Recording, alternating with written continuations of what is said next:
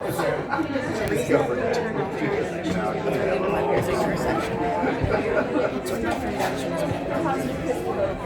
well, I'm setting up my camera real fast.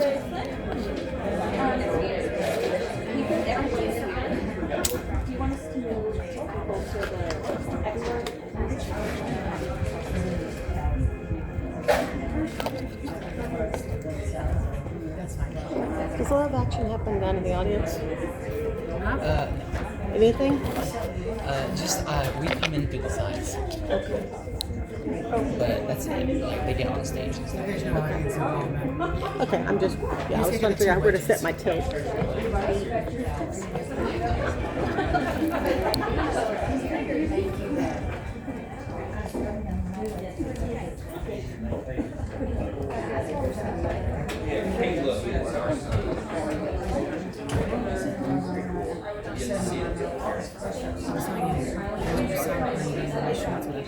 Right. So, permission happens with this condition, we get someone. Yes. I'm not trying to remember the story. I turned someone on yesterday at one point, like it's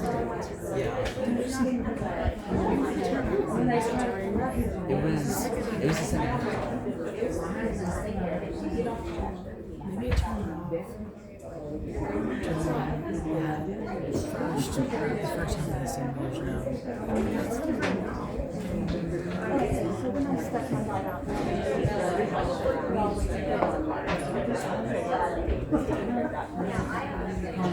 Are Skylar's parents here? Are Skylar's parents here? They're back here.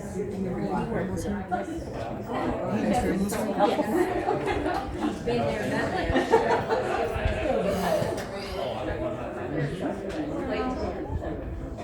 Number like number like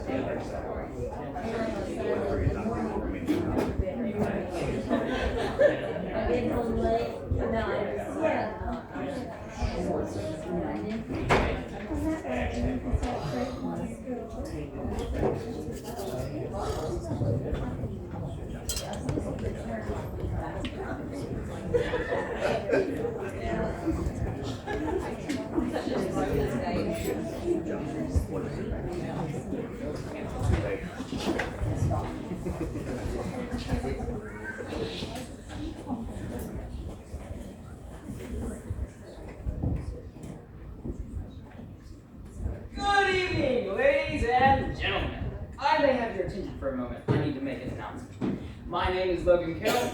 My assistant Piper Wooden is somewhere around here. I directed tonight's play.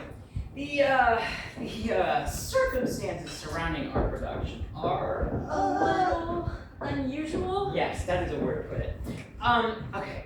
I was very flattered when Mr. St. John, who wrote Murders in the Air, as you may have noticed in your program, Heir is spelled H-E-I-R, as in Murders in the Air. Yes, well, I was very flattered when he contacted me and asked me to direct his play's premiere production. Actually, it was a work in progress. And he made several changes and rewrites throughout the rehearsal process.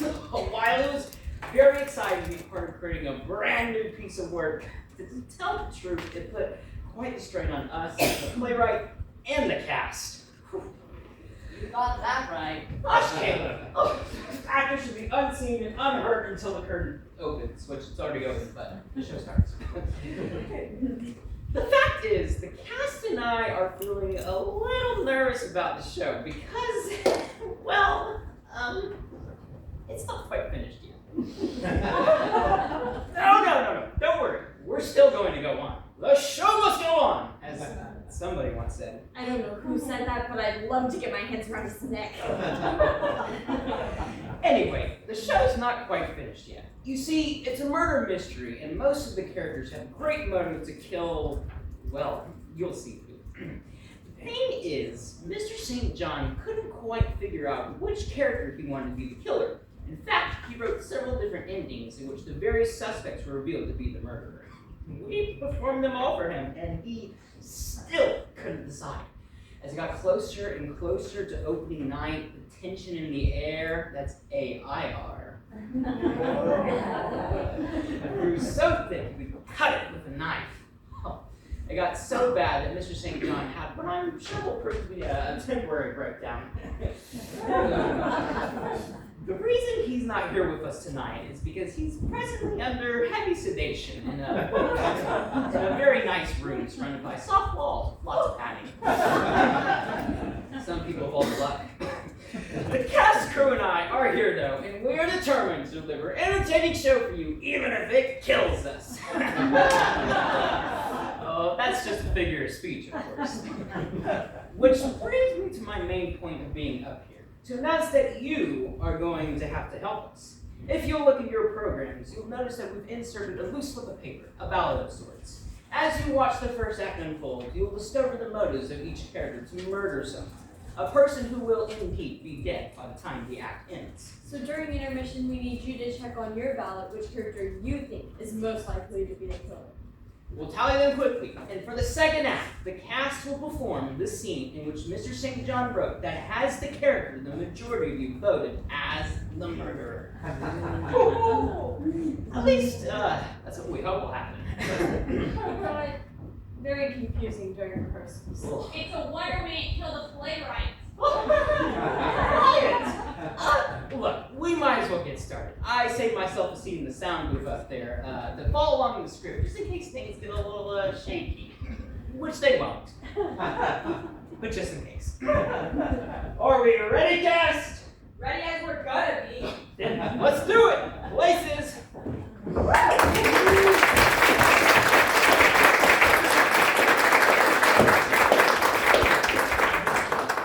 Lights.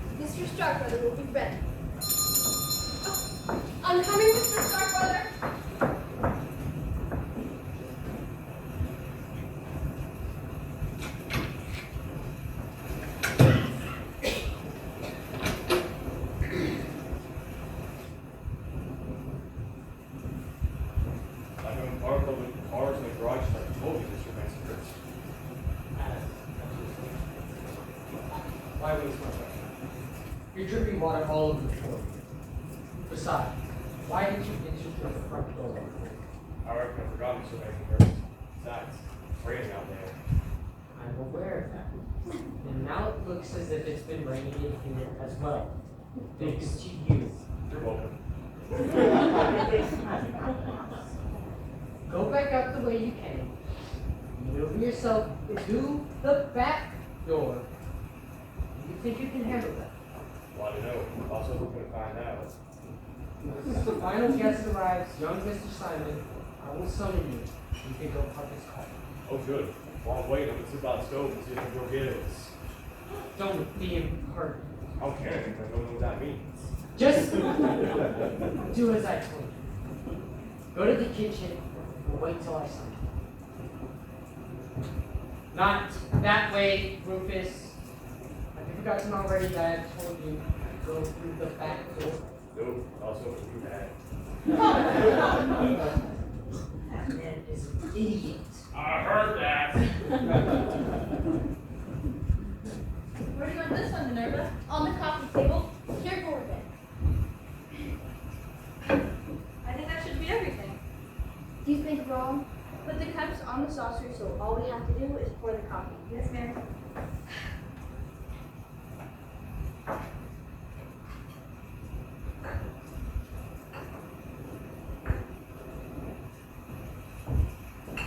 The others are coming down. Miss Van Zandt has informed me that she would like all the servants present. She wants all the servants here? Yes, even Rufus. If they were informed of that fact sooner, I instructed him to go take a bath.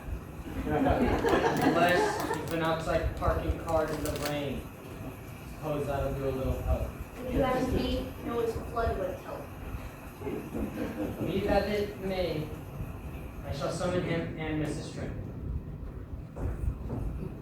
Why would Mr. Starkweather want the servants to be here? I'll pull out my crystal ball and let you know. Do you remember when I first told you when you came here? Yes. Do as you're told and don't ask questions. Yes, exactly. Stick to that. I will, Minerva. Dear, I don't know if we're on special occasions. I do suppose Uncle Simon inviting us here is a special occasion, isn't it, Jordan? I suppose so, when you consider that. Most of the time he treats us like leopards. You think he treats us like jungle cats? Not leopards, Mother. Leopards. Forget it. Just don't worry. You look fine. Hey, I'll tell you one thing. If we should ever inherit this mausoleum, first thing we'll do is call up the Adams family and let them know it's on the market. counting chickens, are we? Minerva! I didn't see you there. Oh. And you're younger, more attractive. I need for her to stay that way. I'm sure I don't know what you mean. I doubt that. I don't understand. I believe that. Come, I'll pour you some coffee. How do you take it? Oh, Mother prefers hers black. I like mine sweet. Yeah, I'll flavor it. Whatever. Well, how for your germs? I'm glad you like them. Delicious. You look very pretty tonight, Nancy. Thank you, sir. Sir, please. That makes me sound as old as Great Uncle Simon. Call me Jordan. She'll call you Mr. Starkweather like any proper maid should. If anyone calls you another name, it'll be me. And you don't want to know what word I'm thinking of. He never changed. Neither do you, more than Vinny. Take a seat next to your mother. Yes, Drill Sergeant. Hello, Cat dear. I just don't understand how you can live out here in the boonies away from all those fine restaurants and shopping malls. If I was you, I'd just lay down and leave. Oh my God, Paula. I stay here during the week and then go back to my apartment on during the weekends. Well, I'm very glad to hear that one, dear. I used to work for a large corporate firm before I got hired. That's about my Well, look what we have here. 2 rays of sunshine to dispel the gloom. You ladies look beautiful. Cousin Jordan, you are a rogue and a charmer. Hey, I do my best. Why don't you come join us? Yes, I'll pour you some coffee. How do you take it? A black.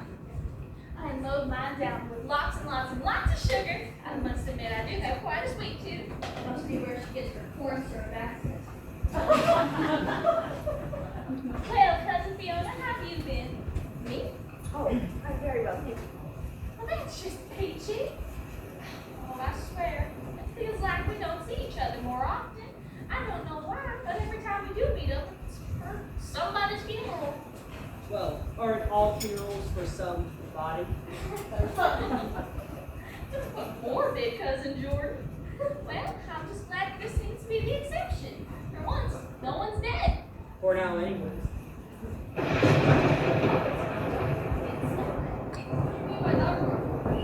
Oh, nothing. It's just that when you had Uncle Simon, Great Uncle Simon call us, for us to come over to Starkweather's mansion for the weekend, at first I assumed that he had passed on. You wish.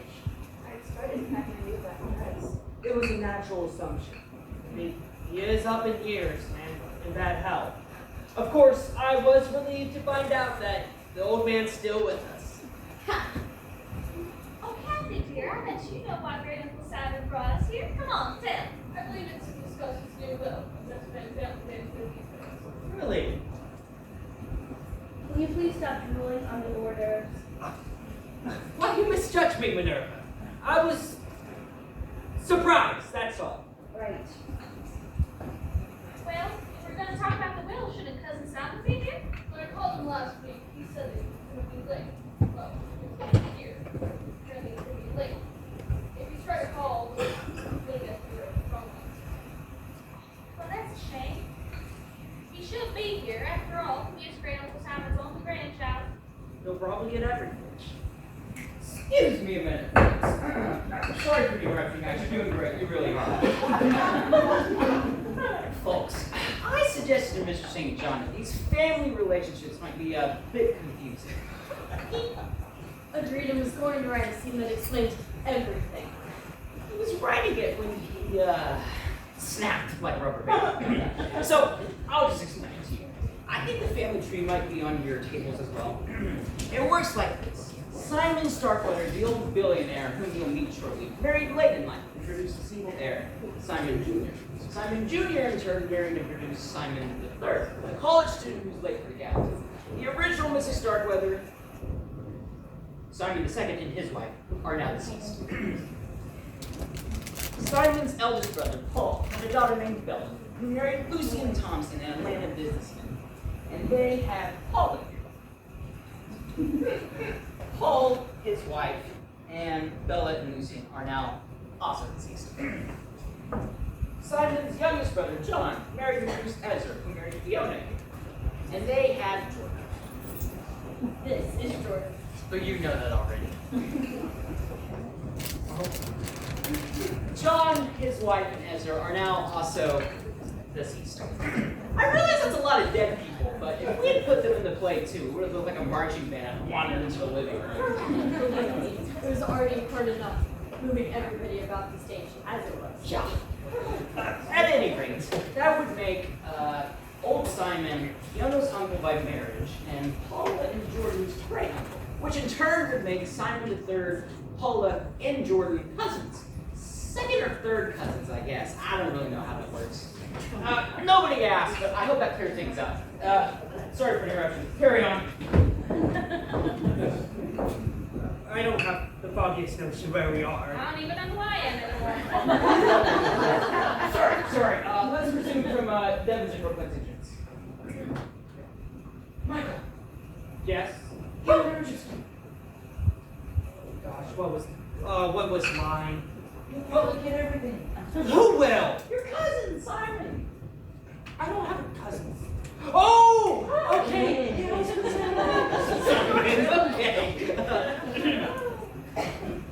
Okay.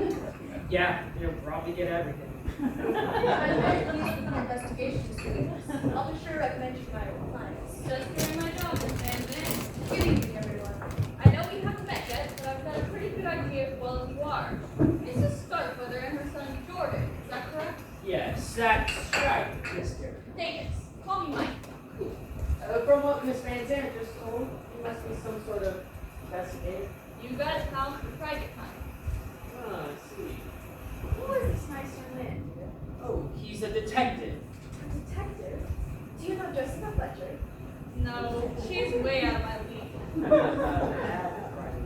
But I do know who you two ladies must be. If you're a private investigator, I'd be surprised if you didn't. That accent's a little bit your college monster. Yes, indeed. I can't deny I'm from the deep south. If she were from any deeper south, she'd be from Central America. And that leaves you to be Captain Collins. It's nice to finally meet you in person. Me too, Mike. Mike and I have been corresponding by now on facts on Mr. Starkweather's council. This seat taken? No, I'll park here. And I expect you to remain intrusive. Sure will. Just as soon as I find a dictionary and look it up. Just go sit over there by the fire. By the fire. Glad to. I'm back, so I still can stop. keep an eye on him. If all is in readiness, Miss Van Zandt, shall inform Mr. Stockwell. Yes, thank you, guys. There's coffee if anyone else wants some. I could use some Minerva. Okay. How do you take it? Black. God. Black, please.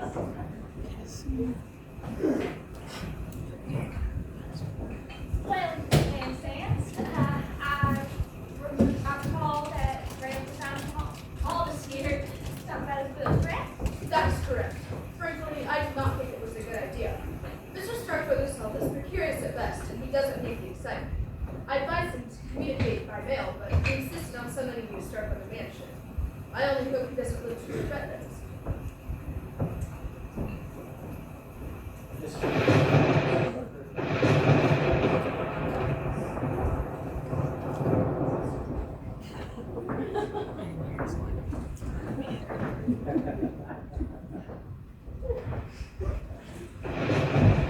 Here you are, Mr. Starkweather.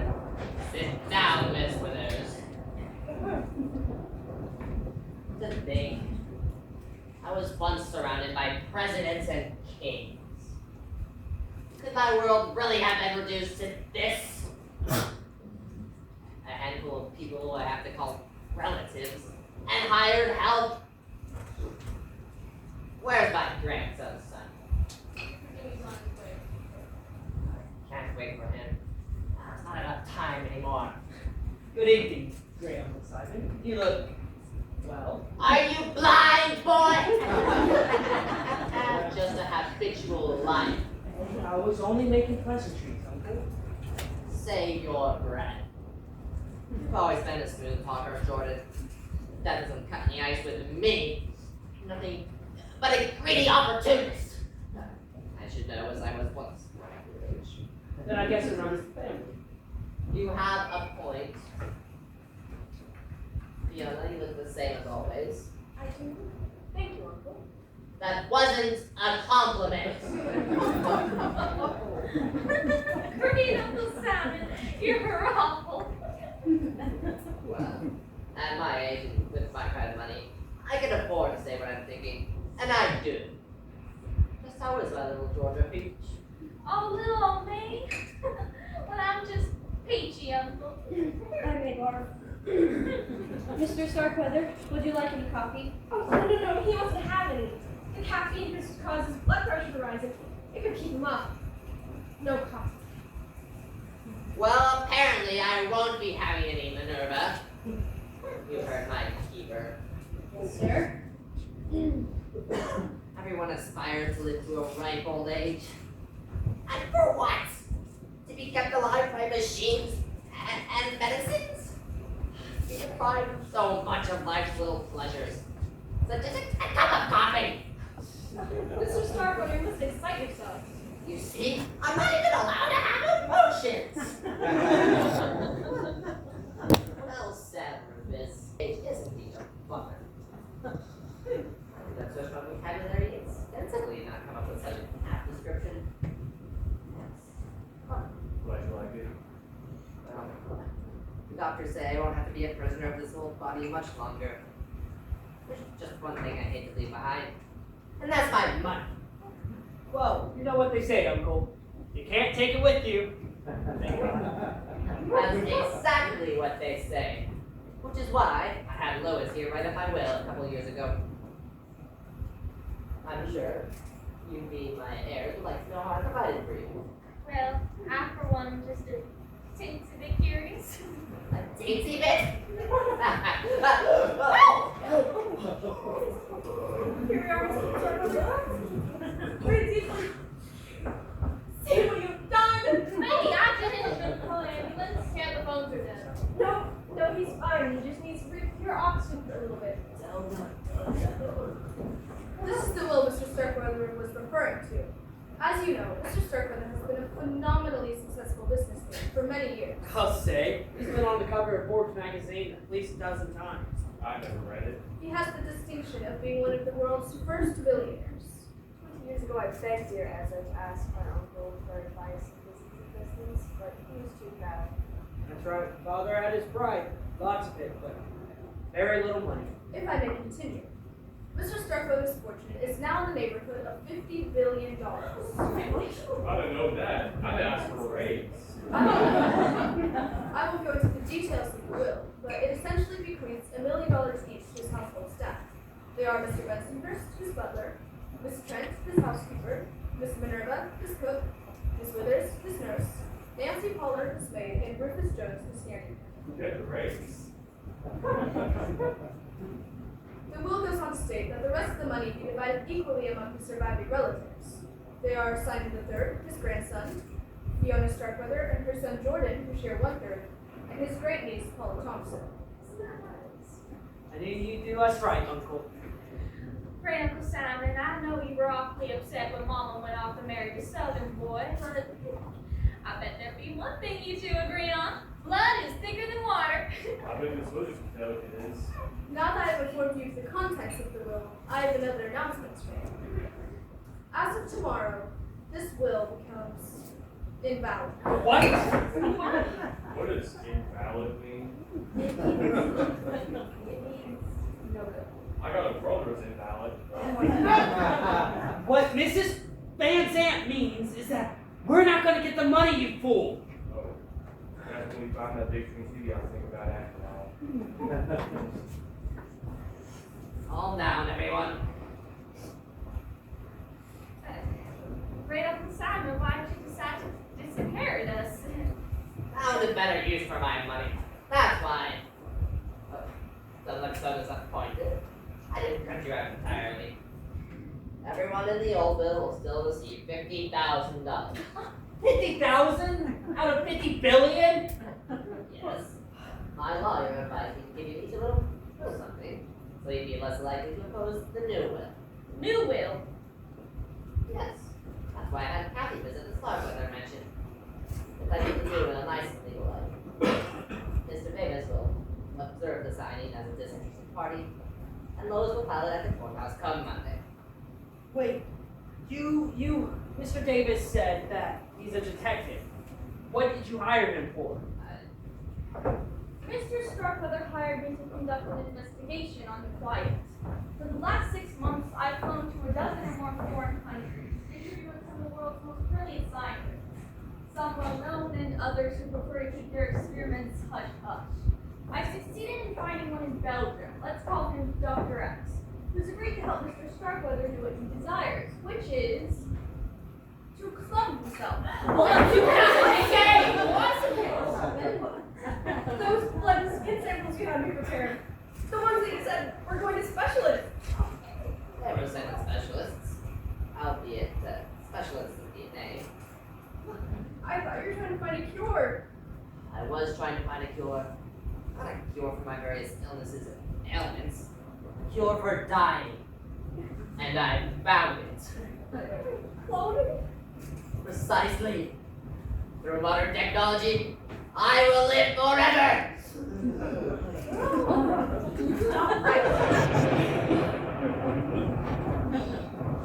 It's not right. That's neither here nor there. Let the moralists and politicians debate over that for years to come. Meanwhile, Dr. X will be creating the new me. A lot of you seem disappointed. Not, I suspect, because of the moral issue, but because of your loss of fortune. Too bad! Cloning is expensive. I'm going to need a large fortune left over for the new me to inherit. No doubt, I will be the first person on earth to become my own heir!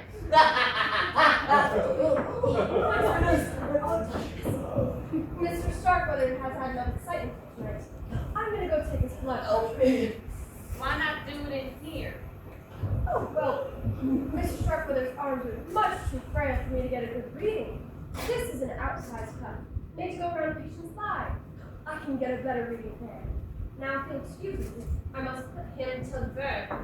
Watch out! I guess that concludes our discussion, unless anyone has any questions. I do. What the heck was that all about? What just happened is that Great Uncle Simon gave us all a fortune, right? And he took it away from us. Instead, he decided to clone himself. What is low? It means to take some cells from a person's body and create a duplicate of the original. They can do that? That's great. Even the old Mr. Starkweather dies, I think the job works than the new one. Have to be born and grow up. It goes against the laws of nature. How? It has all been arranged. Once Dr. X creates the new life, the cells will then be implanted into a host mother who will carry the child to term. House mother who? Me. I'm young and healthy. I'm like a good mother to little Simon. You condone such madness. I'll be well comfortable. Besides, have you ever known to get anyone to give birth to a billionaire? Uncle Simon's giving money to a baby. In a manner of speaking, yes. The new will places Mr. Starkweather's money into a trust fund, which I'll administer. I'll release the money to pay Dr. X and his staff to perform the cloning procedure. After that, ample funds will be available to provide for Kathy's needs and the child's education and upbringing. Once the child is grown and properly trained in high finance, the fortune will then be turned over to him. The child will look, think, and act like Simon Starkweather. He could conceivably parlay those billions into trillions by the time he's an old man. And for what purpose? To leave it to another clone, and then another, and then another. When will it end? When does Simon Starkweather with enough money and power to rule the world? We didn't discuss it, but you might as well be right. That's horrible. Oh, I can see why she would do it, though. I mean, Miss Van Zandt and Miss Collins will awfully live like billionaires off of Mr. Starkweather's money. And I bet you have a part in this too, don't you, Mike? Not me. My part's over. I did the job I was paid to do. I'll take my very generous check and go home. Frankly, I don't care if the boss's science fiction experiment works or not. You should be ashamed. You should all be ashamed. I believe you've made yourselves quite clear. If you and the other servants would join me in the kitchen, I'd like to have a little discussion. It might be kind of nice. Here, Heir will feed around the house. Oh, shut up, Rufus! Kathy and I will retire to my room. We might as well begin writing up the new will. I'll direct you on how to put everything in proper legal. Sooner it's finished selling the better. Excuse us. Now wait just a second. How come nobody asked me if I wanted to be the mother? I could be just as good as she could. You're Mr. Starkweather's blood kin, Paula. It wouldn't be proper. Well, I do suppose that would be kind of tacky. Proper! You're about to conduct an experiment that makes Frankenstein seem like an amateur, and you're worried about being proper! Hold it, kid. Before you burst a blood vessel. Mr. Starkweather made up his mind, and I get the feeling that whatever the old man wants, he gets. Succinctly put, Mr. Davis. Kathy?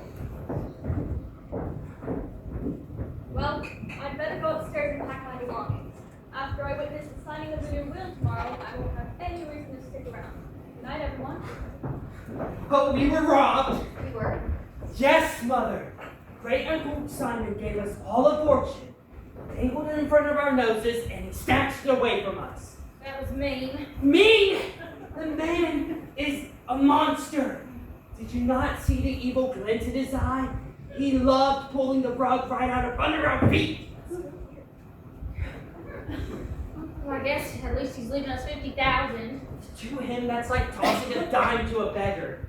And he's only doing that to keep us from breaking his new will. You heard him. Yeah. I wish he was dead. I wish the old goat was just dropped dead tonight. Serve him right. If Uncle Simon did die tonight, we'd get our money, wouldn't we, my dears? Would you care for a game of bridge? I love him. Never mind.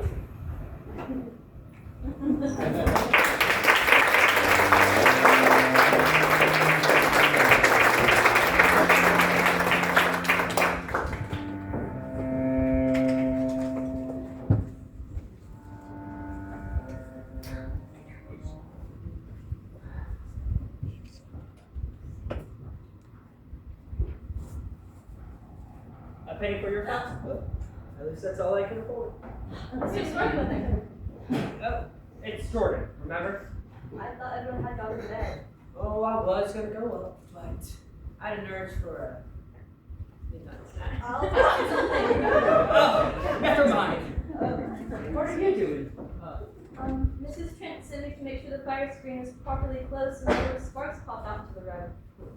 And burn down Stark by the mansion. Wouldn't be such a bad idea. You shouldn't talk like that. You know Mr. Starkweather is an invalid. How could You read my mind. Jordan! Got you tell me about my person. Shouldn't suggest such things. It's wicked. Why should that surprise you? Everyone knows I'm the black sheep in the family. And if it was to happen tonight, you'll have a million and have a billion. Think of all the good times we can have. Don't! It's a tempting thought, admit it. It's not. It's a terrible idea. Which part? Getting the money or you and me together? The part about the money. What about us? I thought you were going to help me with the dishes. I was checking the French doors in the river to make sure they were locked. Right? What are you doing here? I had a nurse for a midnight snack and I saw Nancy and we had a little chat. That appetite of yours is gonna get you in trouble one of these days.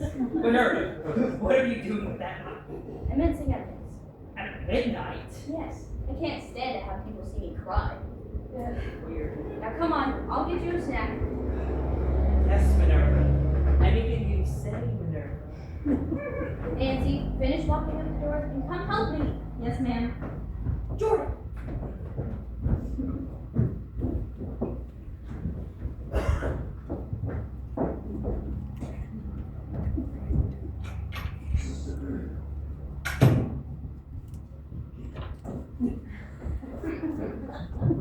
What's this? Oh, I heard somebody coming. Just me. So I see. Good grief, man. What are you doing with that axe? It's like this.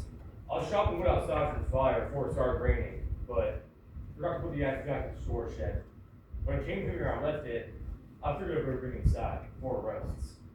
So I see, but why bring it into the living room? Besides, how many times do I have to tell you never to use the front door? So when he's once, I am counting. This, you're going to be the death of me yet. Go to the kitchen, fetch a towel from Miss Trent, dry off. I ain't wet. It quit raining. I know that. It's for the axe. Oh, right. Gosh, if that man had a brain, he'd be dangerous. I heard that.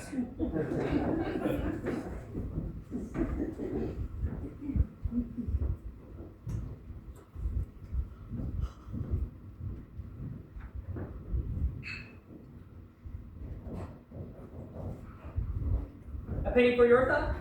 Jordan! What are you doing down here? Oh, I had the munchies. So want a cookie? Suit yourself. Are you and Miss Van Zandt done with that will? It's finished except for Mr. Starkweather's signature. You can calm down. You want to blame you hated me. Why should I hate you? If I was in your position, I'll do the same thing. I'm sure you would. Minerva was right. Being the mother of little Simon would be the next best thing to earning billions. But aren't you forgetting one thing? What? Well, the little tyke's gonna need a father. Someone to guide him. Someone to mold him to the perfect replica of great Uncle Simon. A heartless money. Think so? I know so. And who better than me? You're also a very attractive woman who could mix business with pleasure. It's off of me. What? I said you're getting crumbs on my blouse. By the way, forget it.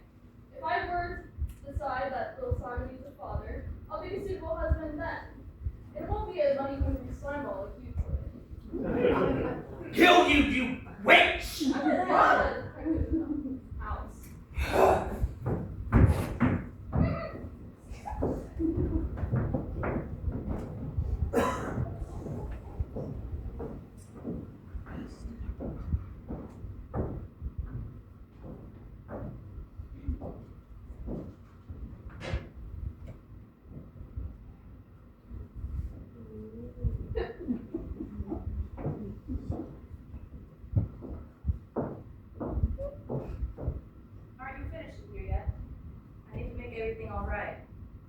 Hurry up, girl. Whatever wants you in the kitchen.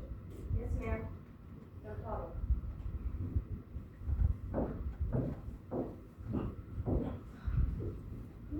Where's it?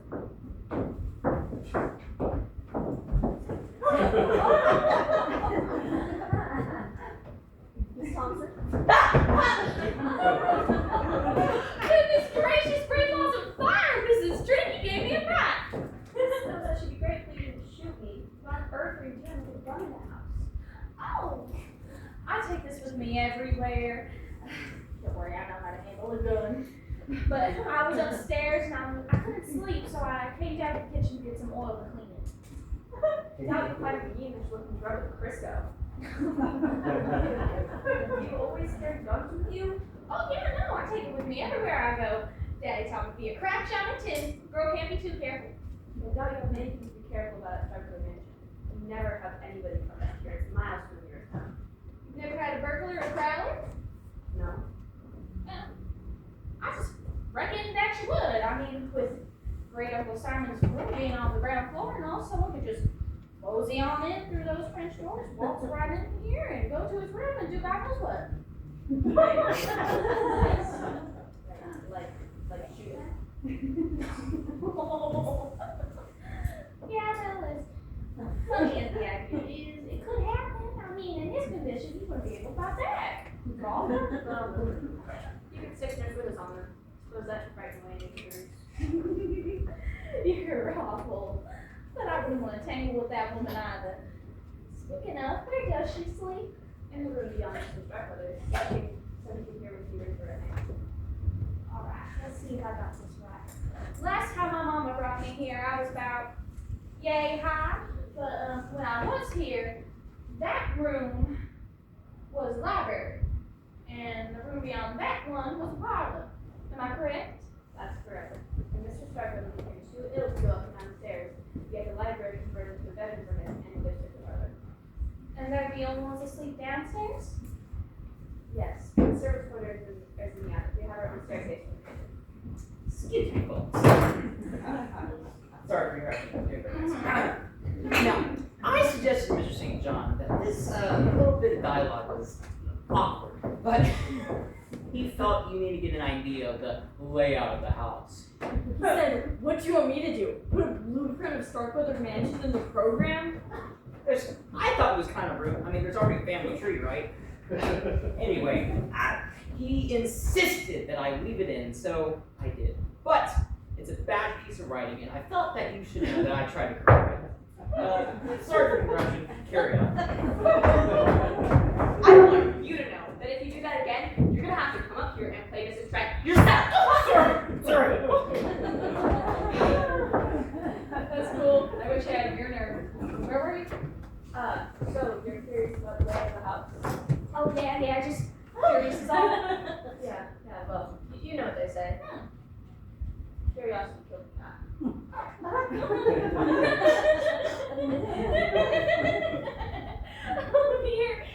funny. You're funny. That would be a look. Excuse me, dear. Have a nice night.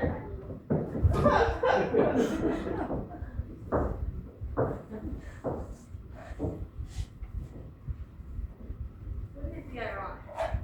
Someone did break in. Tonight, all night, so.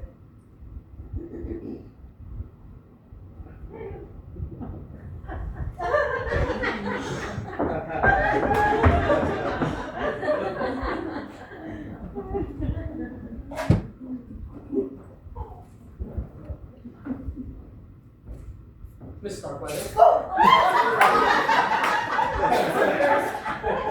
really scared me to death. Might I ask, what is the medication you have just stirred across the Digitalis. I have a heart condition. Maybe I should take two. Digitalis. But doesn't that speed up one's heart rate? Oh yes, my heart's just pumping away. Suppose to see what dose you do. You wouldn't want to overdose. It could be very. Extremely fatal. Or am I being redundant? I suppose fatal is fatal, just like dead is dead. Wouldn't you agree? Completely one. No one can be deader than one is dead. But that is the only thing that comes to mind. Might I ask, why did you bring the medication in the Why did I bring it? Oh, I was going to ask Miss Withers if she had any free samples with her medical connections, you know. So it looks as if your bottle was. Yes, it was, but it never hurts to plan ahead. I had better pick them up. May I assist you? Can I ask you something first? Be my guest? Why are you carrying a wrench? A wrench. Well, you see, Miss Withers has brought up a leak, valve leak, on Mr. Starkweather's here in his room. I thought I'd go in there and give it a turn. How mechanical of you. You wouldn't want any of that gas to escape into his room. Naturally not, but first things first, shall we? Yes. Gold just everywhere. I feel like a kid packing popcorn. There's one over by your left knee. Where? Your left knee. Oh, got it. There's gold everywhere. Round objects tend to do that. Oh, Nurse Withers! Mrs. Starkweather! Uh, What are you doing on the floor with Bensonhurst? Picking up spilled pills. I dropped the digitalis. Oh, please watch me put your feet, my dear. Both of them. Oh.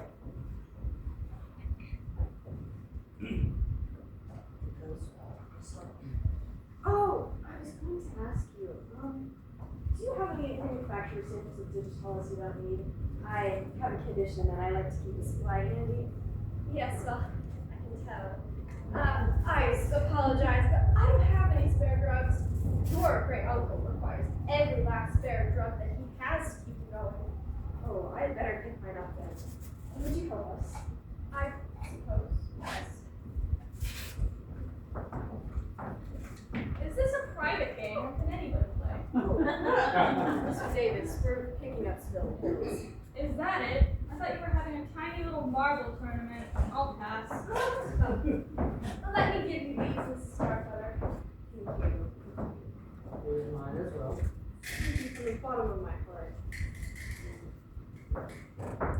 Miss Withers, how's the boss? Bossy. If I don't come back within a minute, he'll start ringing that dreaded handbell. I gather he rings for you a lot? Incessantly. The moment he stops ringing that bell is the moment I'll know he's kicked the bucket.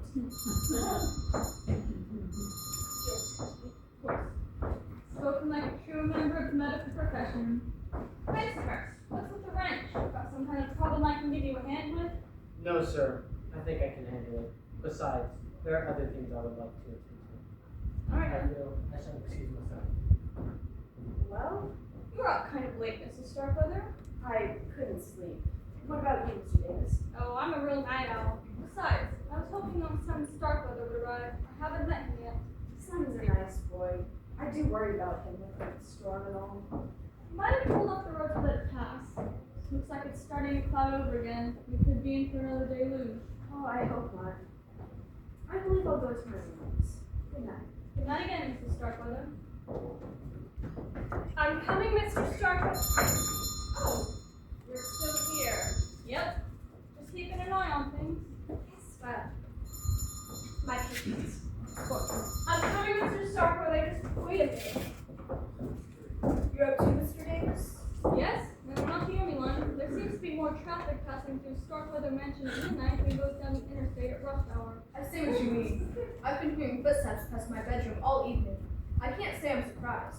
We could have guessed Mr. Starkweather's announcement would give his heirs a sleepless night or two. Between me and you, Miss Van Zandt, this whole cloning business, how do you feel about it? I'm a lawyer, Mr. Davis. I'm paid to think, not feel. Can Mr. Starkweather be cloned? Definitely. There's no question the technology exists. Should he be cloned? Let's just say I wouldn't want to be the first child made there by creating another Louis Van Zandt. Me neither. I'm a simple guy. I've got enough to deal with in one lifetime. The sooner we get to sign him the new will over and I can get back to the real world, the better. The will is finished. Mr. Starkweather can sign it first thing in the morning. The old boy's still awake. The nurse was in here a minute ago. I heard him ringing for her. In that case, there's no reason he can't sign it now. That's exactly what I was thinking. People in this house are as tense as a bunch of long-tailed cats in a room full of rocking chairs. I know I'll feel better once the boss's plan is a done deal. I'll go to my room and get the new will. Why don't you let Mr. Starkweather know? What in the world? The circuit breaker must have tripped. But the storm passed hours ago. I know. I don't like this. I don't like this at all. I'll have Bensonhurst show me where the main breaker is. Good idea. I'll let Mr. Starkweather know we're taking care of it. Tools and trade. Mr. Starkweather, it's all right. Mr. Starkweather? Hello? Is anybody in here? Bensonhurst? Mr. Trent? Anyone? Kathy, I think something's wrong with Mr. Starkweather. I don't know where that nurse is. He hasn't signed the will yet, has he? No. I'm sure he's just fainted. We need, like, Mr. Davis's track too. What happened? Someone's drowning. That's not happening. I heard a scream. Is he dead? Poor Mr. Starkweather, who could have done this? He's dead. Someone wrapped the pressure cuffs around his neck several times and pumped it up to maximum.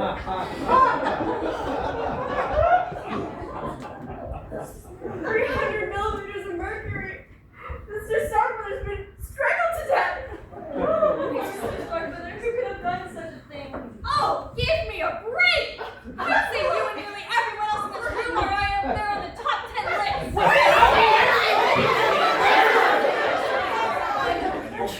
Body.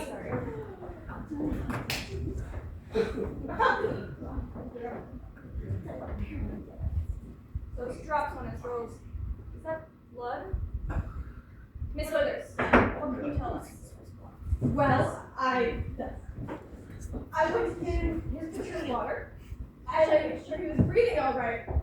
After that, I lay across my bed for a few moments when the lights went out. I noticed that too. Well, after that, Mr. Starkweather, he started ringing his bell. So I was lighting my candle with one hand, and someone struck me against the head with a metal object. When I came to, the lights were back on. I'll handle it from there. Alright, the way I see it, we try to call the police. But if the lines aren't up by morning, someone will have to drive into town and report there's been a murder at Starkweather Mansion. Murder? Maybe the old man did himself in. What? Or not.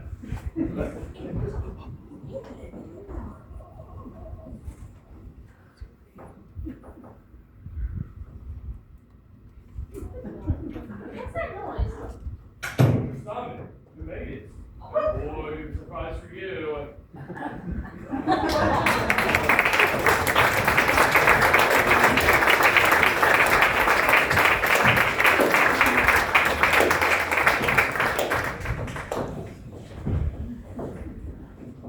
Wasn't that the most diabolical murder you ever saw? Don't you just love the way Mr. St. John's mind works? Oh, it's no wonder he went bonkers. Now, remember, first thing during intermission, we need you to mark on your ballots which character you think is most likely to have murdered Simon Starkweather. Once you're done marking your ballots, please place them in the middle tray over there by the drinks. Well, see you in 15 minutes.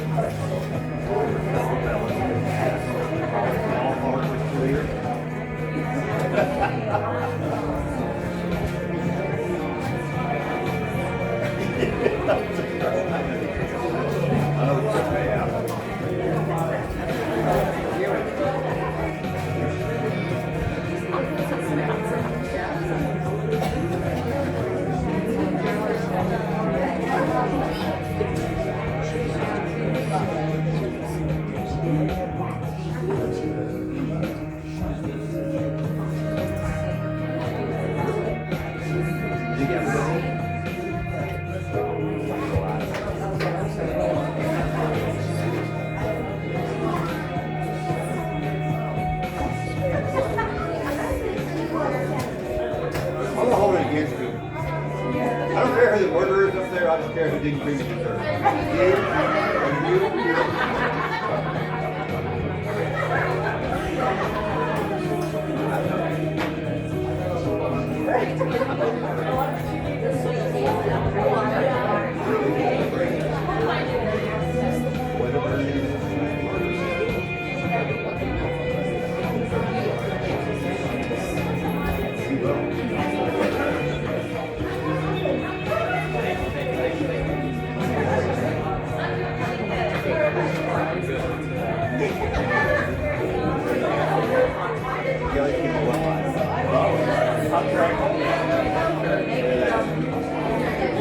You are forgiven.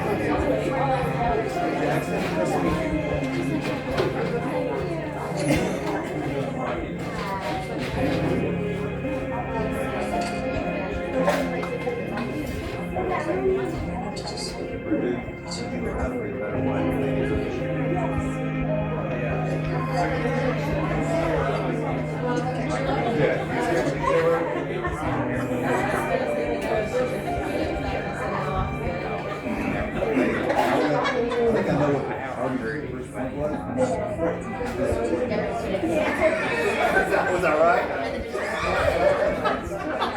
How many times did you say that?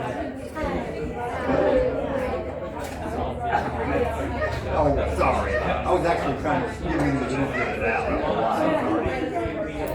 Oh, you did. Say it.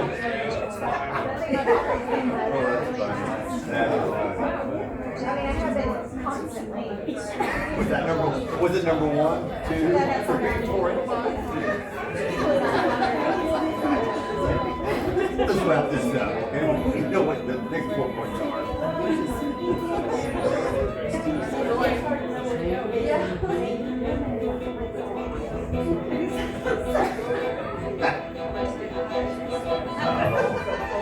That's what hard to say.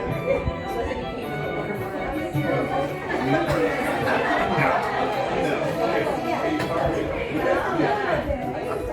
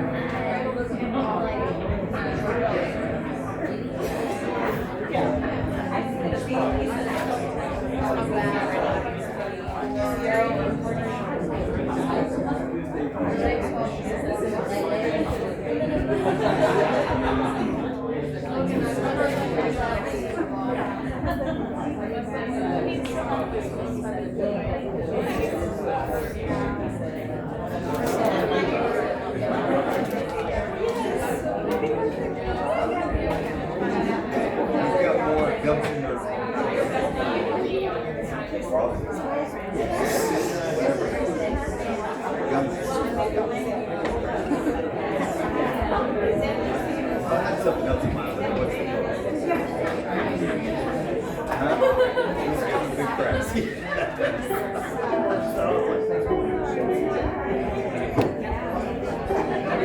No, I'm not. I wouldn't fit inside. Western crowd.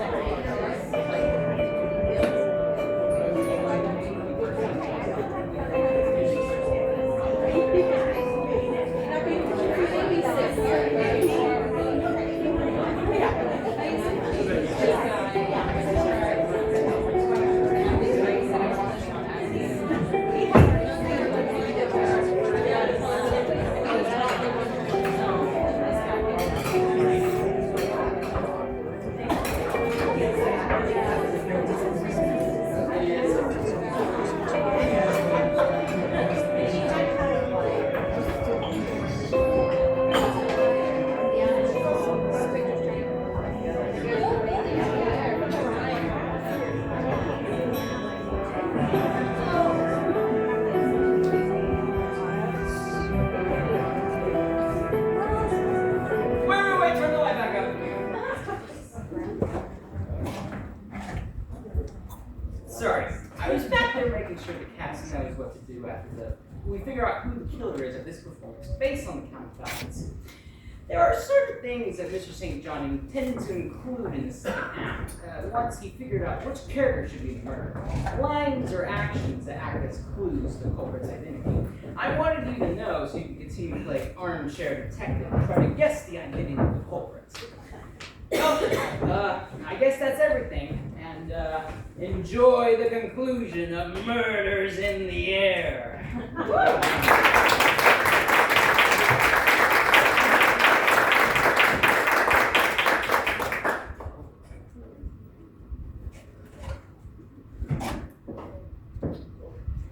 Dead?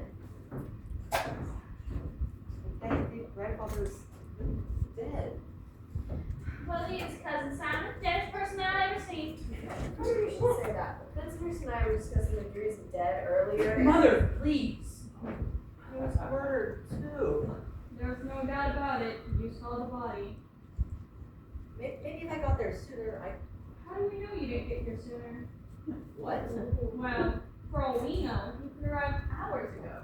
Parked your car out of sight, slipped into the mansion, and killed the lights moments before you killed your own grandfather. That's ridiculous. Why would I kill him? I'd say a third of a $50 billion fortune is reason enough to knock somebody off the list. But I didn't even know about that. Grandpa hadn't announced his crazy cloning scheme to me ahead of time. It would have been easy enough to hide behind the French doors and eavesdrop on the conversation. But why would I hide? I was expected here. I told you what happened. Tell me again. Fine. I had to creep at a snail's pace down the long, windy road from town to the Starkweather mansion. The rain was hitting the windshield so hard, I could hardly see. The wind was ripping branches off the trees and lashing them against the vehicle. It was like driving through a hurricane. When I got to the bridge that spanned between the Starkweather mansion and the road, I had to stop. You see, a small little stream that found its way under the bridge before had turned into a raging torrent and had torn the bridge into pieces. I couldn't cross that. But then, I remembered when I was a little kid, a tree had fallen across the river downstream a ways. So I found the tree, just barely managed to creep my way across it. You see, it was almost completely covered by water. Apparently I got here right before grandfather was murdered. That's a good story, but it sounds reversed. Apparently not reversing. It's true, I promise. Maybe, but I'm still not crossing you off of my suspect list. Who else do you have on that list? Everyone else in this house, except Miss Van Zandt and Miss Collins. They had a heck of a lot to gain if your grandfather had only lived a few more minutes. As it turns out, they're left out in the cold. Especially me. Most of the other clients are now unemployed. I'm sure we can arrange for you to have a generous severance check. Take it out of your portion. But we're not in pass. So will I. Nothing personal, of course. Of course. Well, we do now, Mr. Davis? Oh, Simon's story reminded me. We could play bridge. Oh yeah, I see it. You sit tight until morning. Then you'll show me the way to your car and drive me into town. I'll report what I know to the police and we'll notify them that the bridge is out. My guess is they'll fly in by helicopter. They'll need to take the body to the coroner's office, examine the crime scene, and take all of your statements. Once the homicide detective is assigned to the case, I'm out of here. But Mr. Davis, you're a detective, right? And you were here for the whole thing, so you have the best perspective on the case anyway. Why can't you just do it? Sorry, pal, but now that Mr. Sparkle is dead, I'm off the payroll. Once I give the big boys my statement, I'm finished. I know. I'll hire you. I won't be able to pay you until the estate is settled, of course, but if you're willing to wait. You're on, kid. I figured you're good for the job. Coincidentally, that dropped you down to the bottom of my suspect list.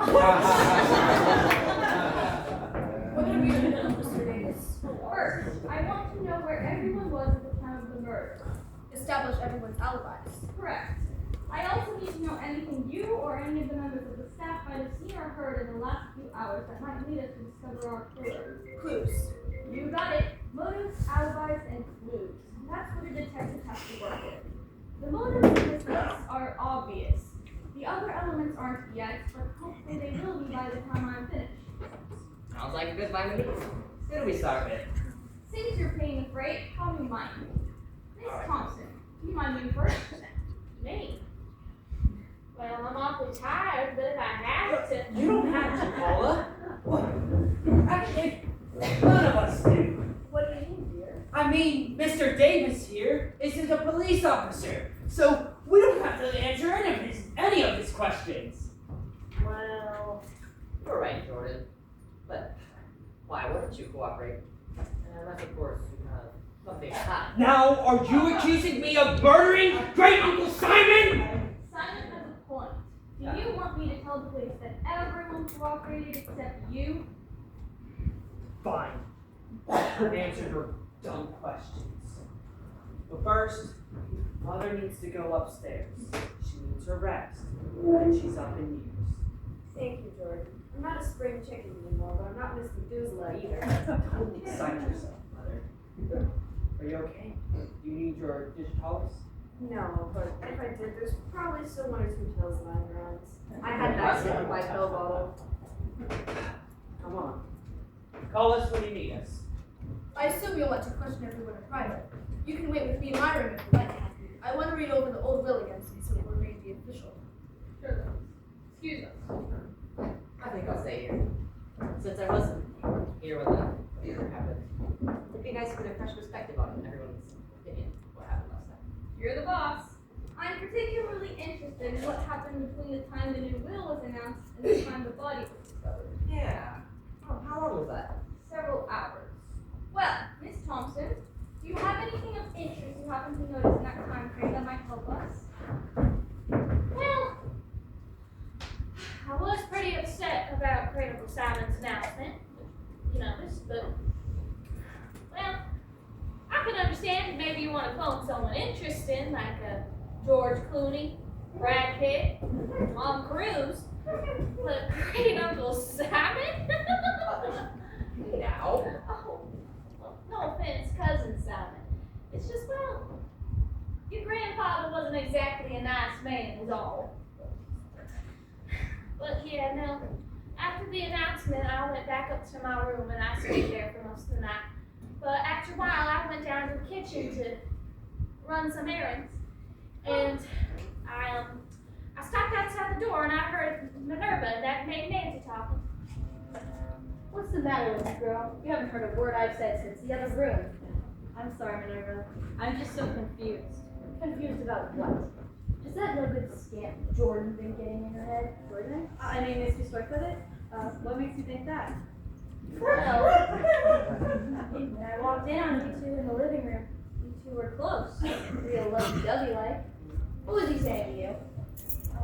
I think he wanted me to do something you didn't want to do. Yes. Oh, that's not what you're thinking. Oh, well then.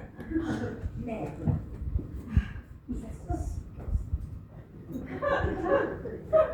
He's not interested in that. I heard him with Miss Collins. Oh, he went to Miss Collins right after you lost your money, he folded the money right to Miss Collins. He proposed to her, and she laughed at him. Huh! Serves him right. That lazy bum. Don't call him that. You are hung up on him, aren't you? Listen, Nancy, don't be a fool. He'll just use you and toss you aside like he has done with a dozen other girls. Maybe he's ready to settle down now. If Mr. Starkweather hadn't changed his will, he'd be free to do what? Nothing. If we're finished, I'd like to go to my room now. Go ahead. Nancy! Yes, Minerva? Lock your doors.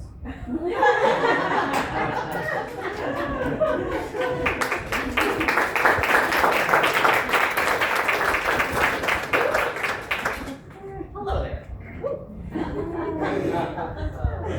That little scene on the wing was a flashback. It showed a conversation Paula overheard before the murder. The other character stories, well, portions together, will also be shown in flashback. Isn't that clever? I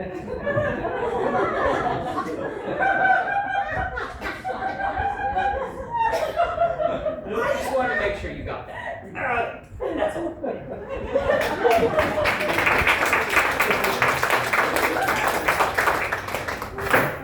That man is really asking for it. So, Mrs. Trent, anything of interest you happen to notice? Interest. I guess finding someone to have a gun around the house is pretty interesting. Mr. Starkweather was shot to death, but So, who got the gun again? Yes, no one besides me has a gun, from what I'm aware. Paula Thompson, that's who. Claims she's a regular Annie Oakley. She kept talking about how easy it'd be. Someone just walk through those French doors and kill Mr. Starkweather. Is she now? Ask her yourself. Anything else? Well, I guess I did hear a rather odd conversation between Mrs. Starkweather and that handyman, Rufus. See, I was distributing candles upstairs when I turned onto the west corridor and I saw Mrs. Starkweather at the far end. Never know who here. You're Starkweather. Rufus, you scared me out of a year's growth. That's okay, man. I already think we all are growing sideways, don't we? Certainly hope not. What are you doing with that TV? It doesn't look like a portable. It is now. Borrowed from the guest room's 8 use. What is it for? Sleep. I get sleepy, so I'm watching TV. The set of my room's all messed up. Coloring everywhere on every Jack Lane channel screen. Channels are green, that lady from Murder She Wrote screen, even Annie left the screen. It looks as if every station starring Kermit the Frog. Disconcerting. You see that again, whatever it means. Are those bread mints? I wouldn't mind a few. I can tell there's a crowd in there for a staff supper. Oh, these. Rufus, you mustn't have any of these. If you had any of these, they could kill you. You better get shot for leaving me lying around then. They're gonna eat a whole bunch of mistake and kill or they're dead. That's entirely possible. What you put on the death certificate? Cause of death. Bad breath. This isn't a laughing matter. Oh, be careful with these pills. I need them, you see. I need every last one of them. So, Mr. Bensonhurst, you said Rufus had an axe in the house. Yes, Master Seven. I have ordered him to chop some firewood. I'm surprised you trust him with an actual city. Personally, I wouldn't trust that man with a butter. I'm simply relying on Mr. Starkweather's instruction. Anything else you happen to notice? Just one, sir. Earlier when I'd come from the kitchen, I'd seen Master Jordan at Mr. Starkweather's room, the hallway. It looked as if he was about to go in when all of a sudden the door opened and Miss Withers came out. Her sudden appearance startled Master Jordan. Well, what do you want? I was checking on Great Uncle Son. Oh, no need. That's what I'm paid to do. How is he? Well, he's fine. Barely breathing, but fine. How much time do you think he has left? Let's just say the revolution will be reading any long novels anytime soon. Short stories for that matter. He'll make it through the night. I think your great uncle will keep his heart pumping out of sheer determination. Long enough to sign that new will, that is. That's what you want to know, isn't it? Why do you misjudge me, Mrs. Woodfish? I was saving Jordan. You would love to see your great uncle drop dead before daybreak. Just like everyone else in this household. Including you? I mean, $1 million is a lot of money. A lot of people will kill for that. If that's a hint, forget it. As a nurse, I was the prime suspect because the death appeared anything but natural. Accusing and proving are two different things. I'm gonna pretend you didn't say that. Good night, Jordan.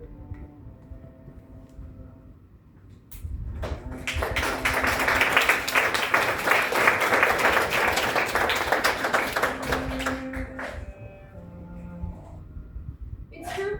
Jordan Starkweather did say, or hint, that I was in a position to end his great uncle's life in a way that would appear natural. Of course, I'm sure that Fitzhurst also told you I refused his offer. He did, but you could have changed your mind.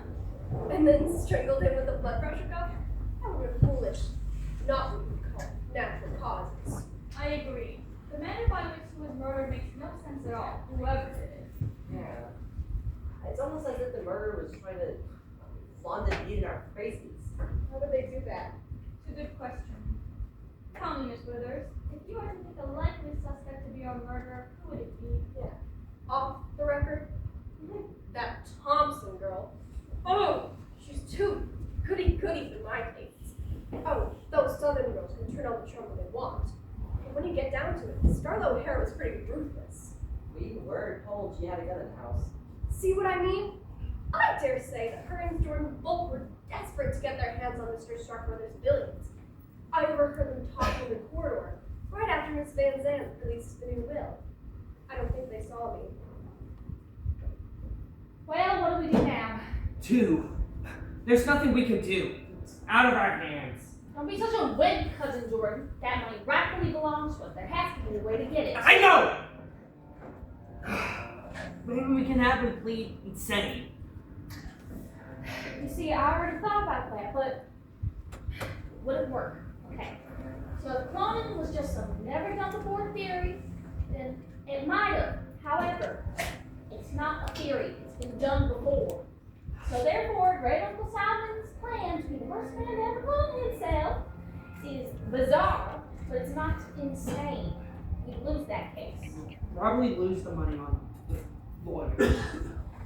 Like that Miss Van Zandt, she... Wait a minute. You're thinking. What are you thinking about? I'm thinking. You can't beat him. Join him. I beg your pardon. I just figured out a way to convince Miss Van Zandt to put me on her team. How? Think for yourself, Cousin Jordan. Now, if you'll excuse me, I got a lawyer to talk to. If you can't beat him, join him. Now where would Kathy be? Jordan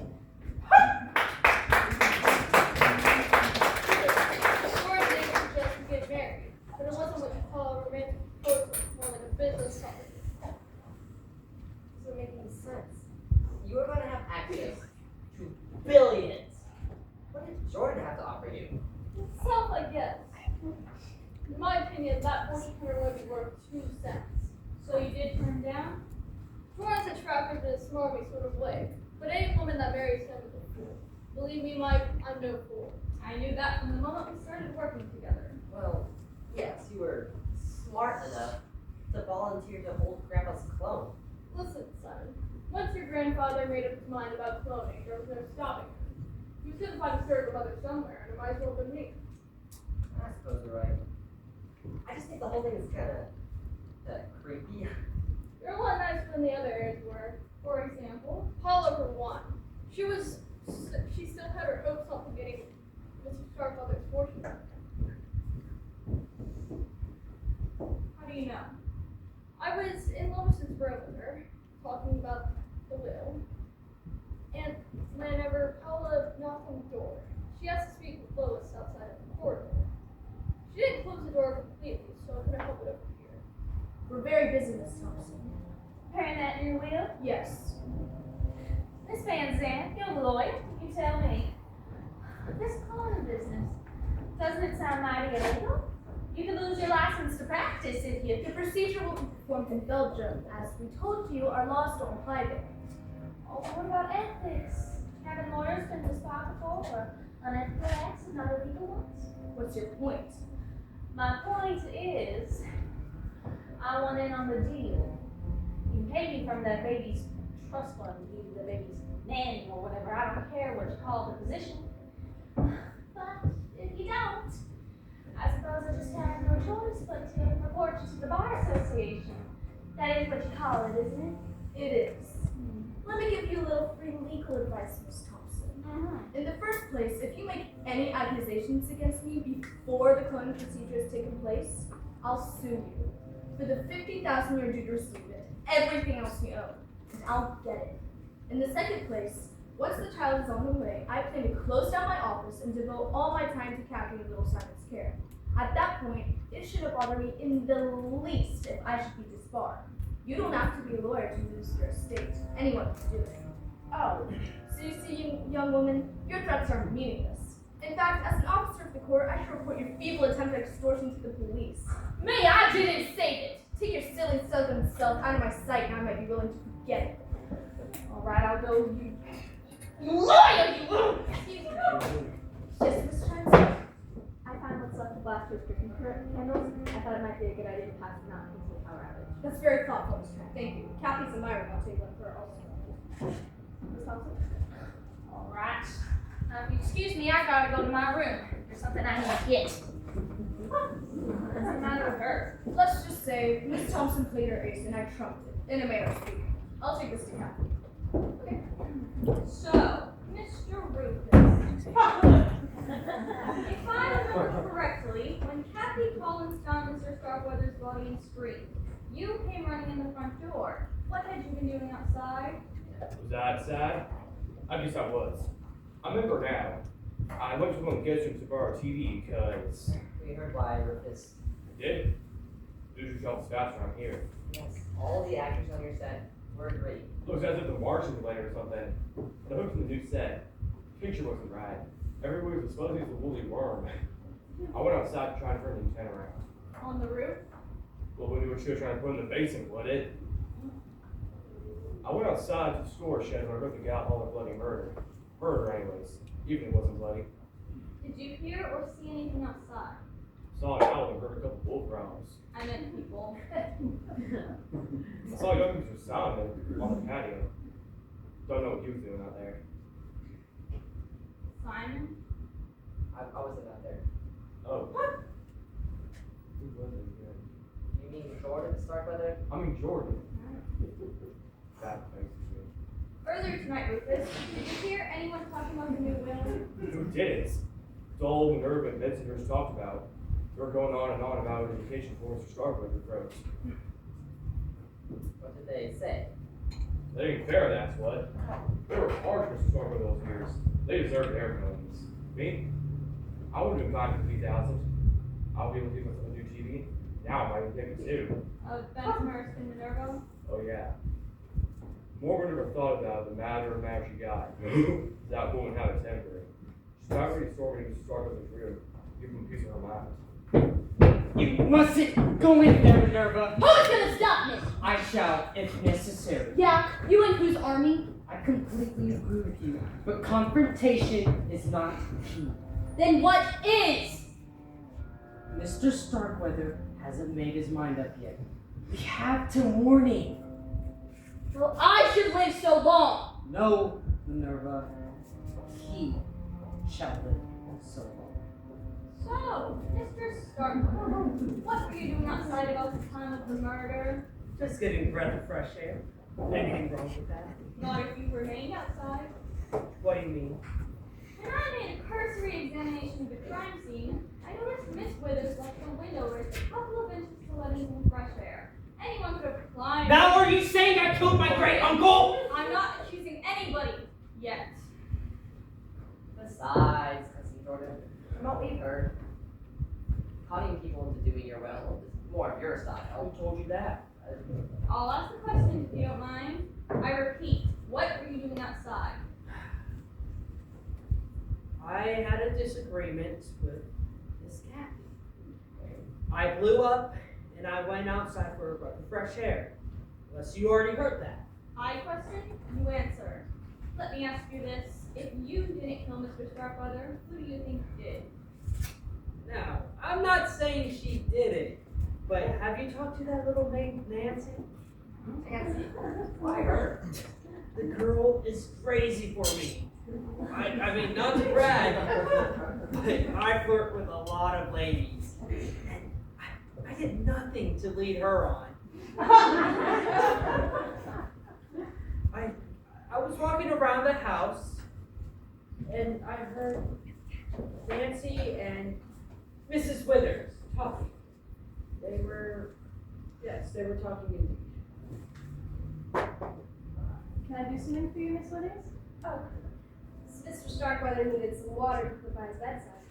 I got it. That poor man. When he got the attack and lost his breath in the living room, I understood what you meant, that even the slightest shot could prove to be fatal. Exactly. The slightest shot. Miss Bell. I must go. Yes. We wouldn't want anything bad to happen to him, would we?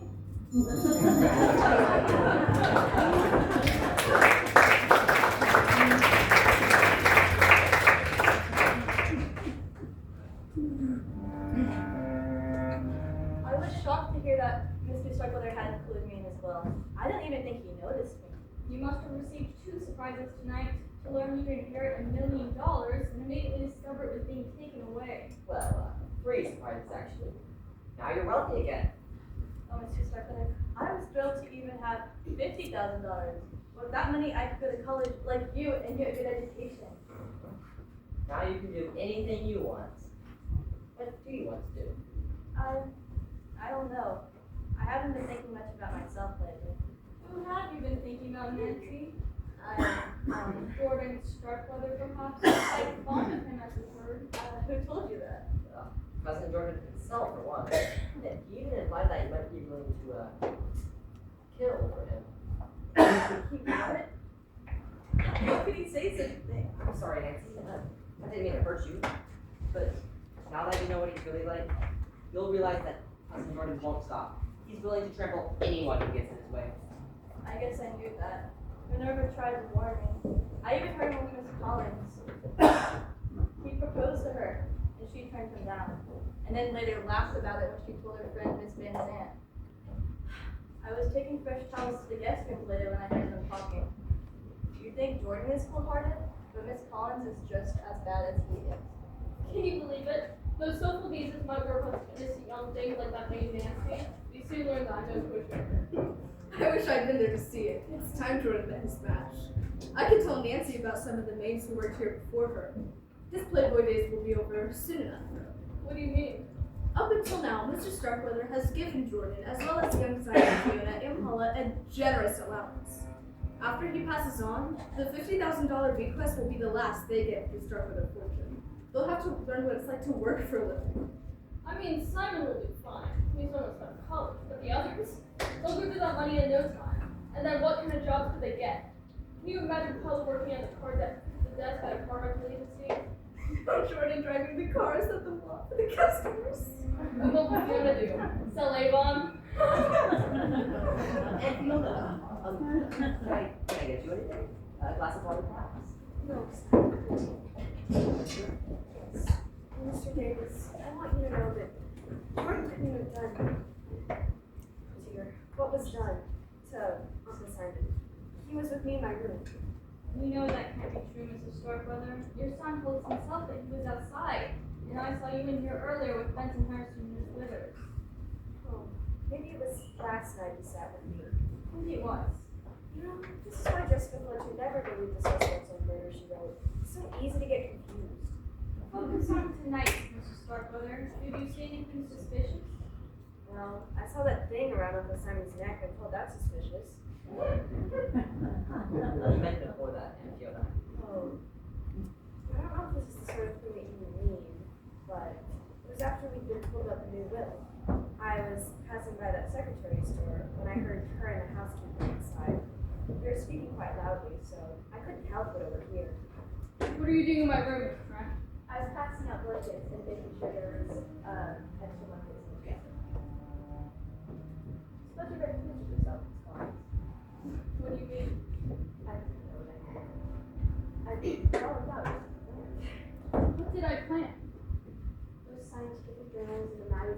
looking around the house for months. What magazines? They all had the magazines. They all had nothing in common. Scientific journals about plumbing. I mean, you've done it for months. You planted the idea that Mr. Chuckles had to comic some. What if I did? There's no laws against sharing ideas out there.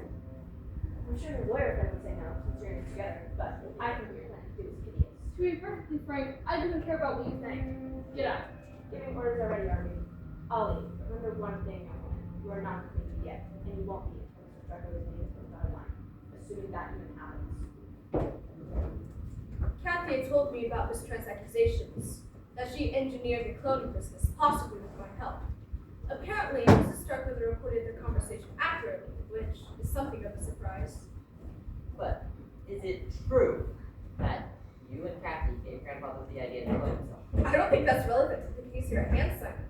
And even if we did, we weren't breaking any laws. Don't you agree, Mr. Davis? No laws that I can think of. So why don't we focus on the law here that was broken? I'm referring to murder, of course. Right as usual, Miss Van Zandt. Thank you. Do you have any information you can volunteer that might help us? I can tell you this. Earlier this evening, I was going down to the kitchen to ask Minerva for a pot of coffee. It was apparent that Kathy and I were going to be up late to write the new will, and I thought the caffeine might help us stay awake. Minerva wasn't there, but Rufus was. I heard him talking to Fiona Starkweather. Their conversation was very peculiar. Good heavens, Rufus, what are you doing with that axe? I brought her from the wolf hollow to dry it off. It's sharpened up good too. You want to see? No, put it away. Maybe I better. Before it hurts someone. Or even kills them. It's a horrible thought. Ain't it though? I get those sometimes. Do you? I see you still got your poison pills. I'll tell you just this isn't poison. It's a stimulant. You just have to be careful not to take too many.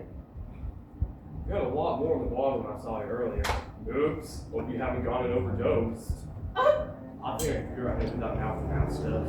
You bring those lips any closer, I will chop them off. Just trying to help you start later. Oh, don't. There's some fates worse than death.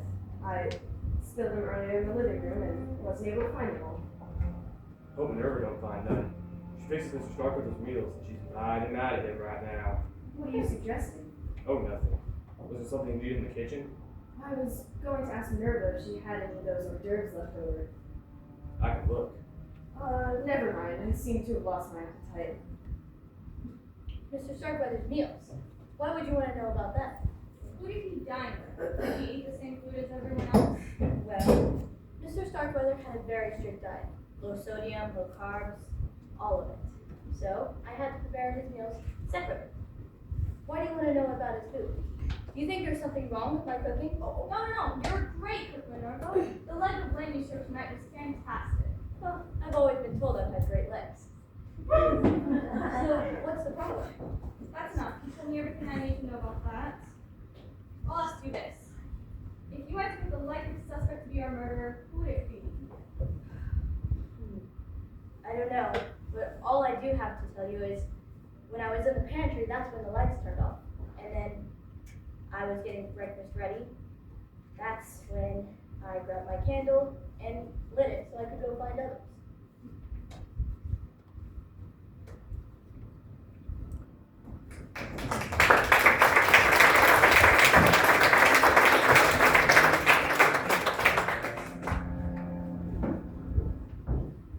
Minerva? Nancy? Is everyone alright? I'm here and I'm fine. I'll go back when the lights went out. I was in my room when everything went dark. What happened? Bensonhurst forgot to pay the light bill. Keep that up and I'll forget to pay your way. What blaze is going on? Apparently the storm knocked out the electricity. My candle did come in handy, see? Well, remind me to give you a golden star. Bensonhurst, can't you fix the circuit breaker? That's exactly what I came to find out, Mr. Bensonhurst. I hope they hurry. I don't like the dark. Back quick enough for you? I'll get back to the chore. What did he have to come in here for? He tracked water all over my new floors. Why Mr. Starkweather doesn't fire him, I'll never know.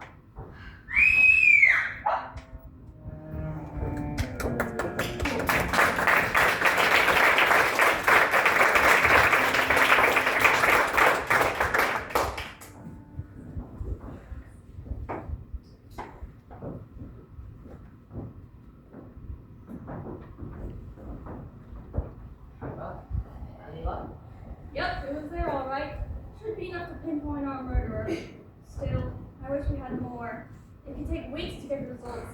If the will is probated and the killer receives their inheritance before then, they could disappear for good. There must be some way I can nab the guilty party tonight. Yeah. You know, I was hoping we'd learn more from the questions on the suspects. Me too. Everyone was so busy trying to make each other look guilty, they didn't reveal much about themselves. Sometimes the slightest. Simon, move your feet. What is it? Here, on the carpet. Is it? It is!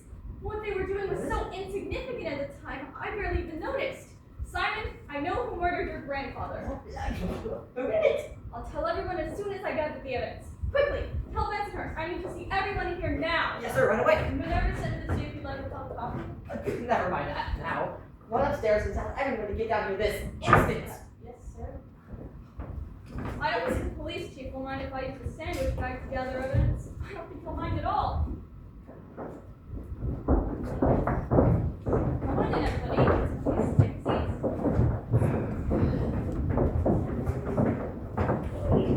seats.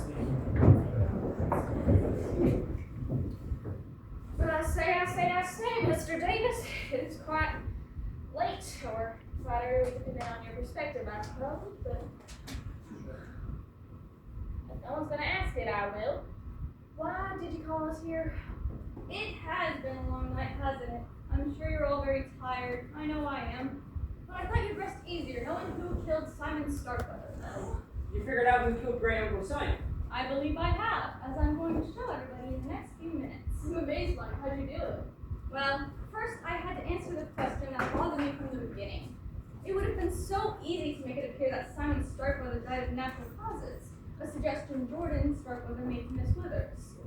For example, Mrs. Starkweather or her son could have given him some of her digitalis to trigger a heart attack. So could many of you among us who were where she had it and had left some on the floor, no doubt, when she spilled it earlier this evening. Miss Withers could have achieved the same result by injecting an air bubble into his bloodstream with a hypodermic needle. Again, any of you could have snuck into her room and stolen a needle. It's also highly probable some of you considered frightening the old man's death. Miss Thompson with her gun, Rufus with his axe, Bensonhurst with his wrench, Miss Minerva with her knife. The possibilities are endless. Why then did the killer decide to strangle the old man to death with a blood pressure cuff? It's so obvious, I feel foolish for not realizing sooner what must have really happened. What happened? Obviously, when the blood pressure cuff was put around the old man's neck, he was already dead. Am I right, Miss Sam? You really are very clever, Mr. Davis. It had to have been you. You were in here with me when the lights went off. Mr. Starkweather started ringing his bell. You went to go check on him, and I went to go find Bensonhurst. The killer must have murdered the old man and slipped into Miss Withers' room seconds before you discovered the body. That's what I figured too. But why would you put the blood pressure cuff around his neck? Yeah. As our able detective here has surmised, the murderer had made it look like Mr. Starkweather had had a heart attack. Death seemed to have been due to natural causes. There was no doubt in my mind, however, that somebody in this house had murdered him. I knew that under the circumstances, the coroner would have no reason to perform an autopsy on the body, nor would the police conduct an investigation. I wasn't about to let my employer's murderer get away scot-free. I noticed the blood pressure cuff on the bed. I inflated it and put it around his neck before I wheeled him into this room. That's genius. That was very naughty. It was very naughty. You almost distracted me from the main problem. Instead of wondering who killed Mr. Starkweather, I kept wondering why did they do it that way. Once I figured out that piece of the puzzle, the rest came easier. My apologies, Mr. Davis, but if you discovered the identity of the murderer, the end seemed to justify the means. I imagine the police will agree. They might even overlook the fact that you're guilty of tampering with evidence at a crime scene. If not, I'm on very good terms with the local judges. How do you know Miss Van Zandt didn't kill Miss Uncle Simon himself? No motive. Okay. Don't do this. Well, she did. I'll do better than that. I'll show you. Bear with me. You cut out the light! Wait, no, he did it. Calm down, everyone. I imagine you all still have those candles Mrs. Trent distributed earlier this night in case of a blackout. Take them out, please, and light them. Ready. Oh, isn't this nice on Christmas Eve? When I first examined Mr. Starkweather's body, I found what I thought to be a few drops of blood on his bathrobe. Upon closer inspection, they turned out to be another substance entirely. I forgot about this for the moment. While interrogating each individually, I noticed one of you scraping one thumbnail against the other. I took this at the time to be a nervous gesture. You could say it was nerves triggered by guilt, as it turns out. I didn't realize the significance of this gesture until I recalled Minerva's testimony, where she reminded me of those of you who gathered in the kitchen with candles when the lights went out. A few minutes ago, I found these on the carpet by the sofa. Thin scrapings of red tallow from Mr. Starkweather's body, and from the killer's thumbnail. Tallow that matches the drops on the body. Tallow from the red candle that the killer had to have been holding when they murdered Mr. Starkweather. Tallow from the one red candle among you which you are holding. Minerva Walker. There might have been other red candles. There aren't. I remember when we were putting the candles away last year, we would have to buy more red ones because that's the only one. Is that the only evidence you have against me? A red candle? No, I have better evidence than that. I just went to see Mr. Starkweather's body, and as I was walking out this room a few minutes ago, I noticed several very thin scratches on your wrist. From Mr. Starkweather, no doubt, as he struggled for his life. I'll bet my reputation that these skin samples I was able to scrape from under his fingernails are from you.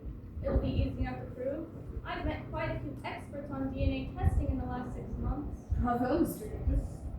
Well, I guess I might as well tell you, but it was easy to see what Miss Van Zandt had done. But that's when, I guess I should tell you. I snuck into the hallway and waited at his door until, well, of course, he was alone. Then I went into his room. When he was alone, he was still sitting in his wheelchair. I mean, still awake. I leaned right down to him. I gripped the wheelchair, and I leaned right down to his face. Then, I told him what I thought he was planning to do was monstrous. I told him he didn't deserve to live. I told him I was going to kill him. So then, well, that's when I reached for his throat. He slammed back into the table. That's when the lamp and the water pitcher slammed to the ground and caused the circuit breaker to break. so you didn't cause the blackout deliberately? Of course not. It almost ruined everything. But I had this candle and I managed to light it. Then I grabbed his oxygen mask, slammed it right over his face. He couldn't breathe, of course. I mean, he made a feeble attempt to try and fight back with one hand. Then he rang the bell with the other. He wasn't able to do much. And I'm not sure if he died of suffocation or a heart attack, but it was all over in seconds. You must have been just as surprised when you ran in and saw the blood pressure come around his neck. Oh, I was, but what could I do? I mean, it was easy to guess what you'd done. And I didn't dare try to kill you, of course. Until now!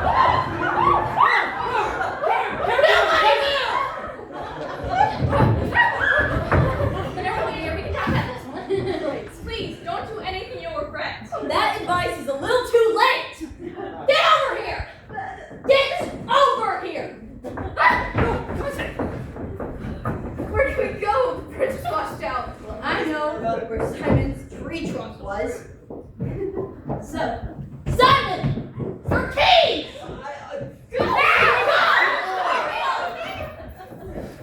We'll never get away.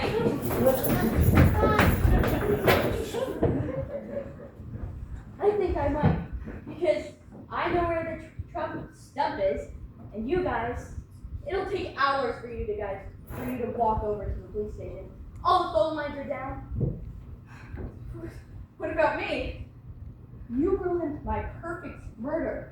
What do you think I'm gonna do to you? I think if I can help it. Hold it right there. You burned me! Send it a preview of the afterlife. You never know when the cops might come again. Let's have them. Mike, when you're done with this, remind me to give you a big bonus. No problem. Well, you'll be spending a long time behind bars. What do you have to say for yourself? Finally, someone else can cook for a change.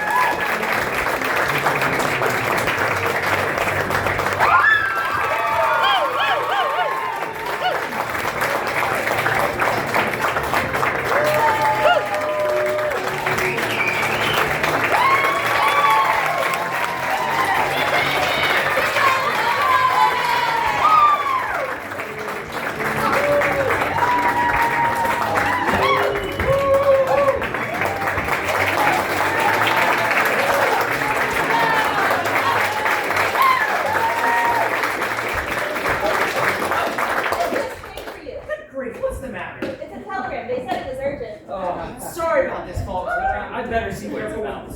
Yeah. Let's see here. Oh, it's from Mr. St. John. He claims to have woken up from a drug-induced coma. And when he awoke, a fantastic solution to the plague was crystal clear. Oh, my. Really? Yes. Oh, that's brilliant. This new inmate is unbelievable. You have to see it. It'll take a few minutes for me to go over the changes with the cast. Oh, I see some clues that need to go in the first act, so I guess we'll just have to do the whole play again. I never would have thought of that.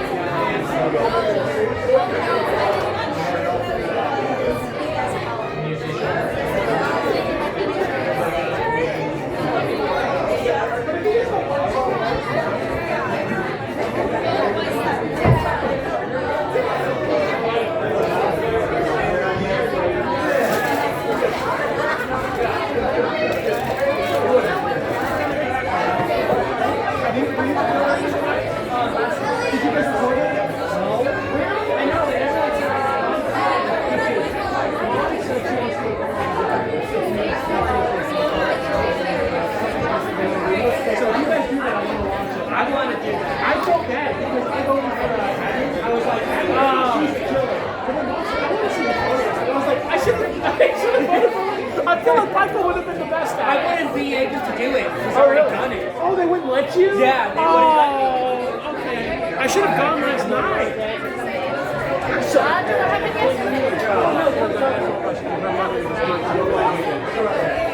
just think you already did it.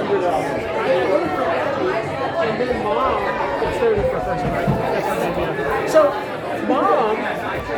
mom said, I'm voting for who I think would be the funniest and the best at playing the killer. And I was like, and Abby would have been good, I'm sure. But I was like, you should have voted for Michael. And he told me just that he couldn't do it because he only last. And you guys didn't record it. You didn't record it. Did you record last night? Okay. Mom said she wants to record all of it next week for a podcast. I don't know if you guys could do that. That would be wonderful. That would be wonderful. I want to see them all. The same thing. That's different as the other. For sure. That would be fun.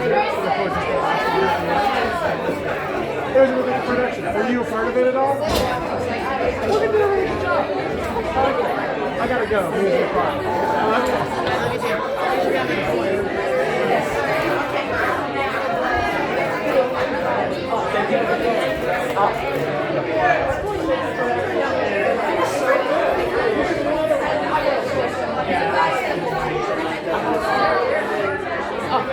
Thank you. Oh, yes.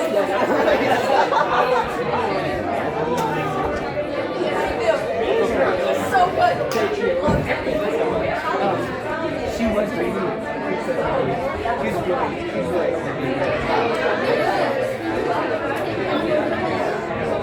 I love her. I never seen Riley last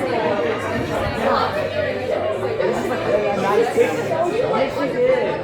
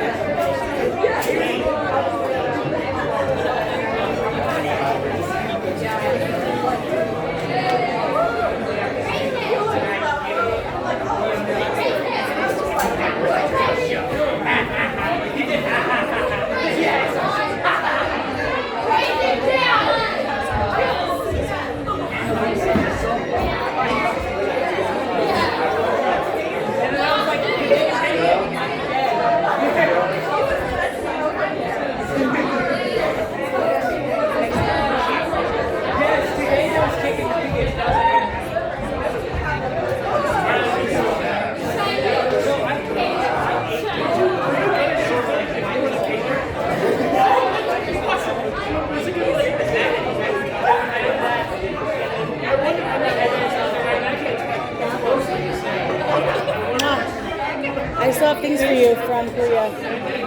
I have things for you from Korea, remember? I just forgot to bring them because they know. Hi, how are you? You still do? Hmm? You still do? I still do. It's still at my house, yes.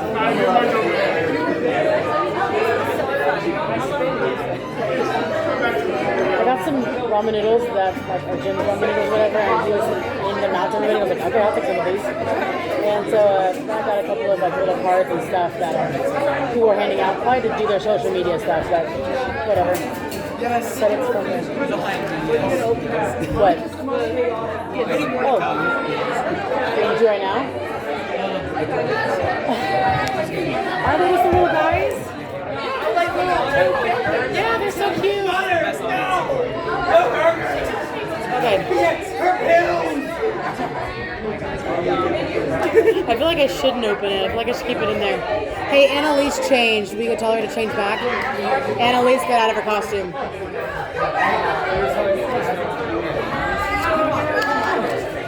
Which one are you gonna be?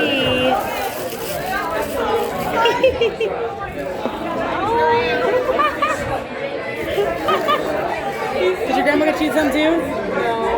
No, why not? She got 5%. And then she gave you the ones that yeah. You're more loved than me, Chrislyn. I'm sorry. I was actually gonna go buy all of them, and I thought, no, I shouldn't do that. They're for kids. And I was like, yes. Yeah. Someone did it for me. I'll have to show you my little things. I also got these little things from like Festa. We got little plushy things from the island. I don't know, in the Somme, whatever it was, they did the video game or whatever. And I bought those and I put them, they're keychains. They're super cute.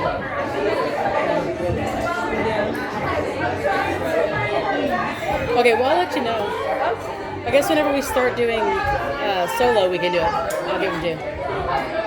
Season's almost over, so. That's okay though. But you're a senior. Are you doing concert too? Concert, but that's like taking school hours. Yeah. That's okay though. Marching band is fun, but you can do it in college. I'm not allowed to go to college. Why not? Where you? Dad. Oh, okay, well.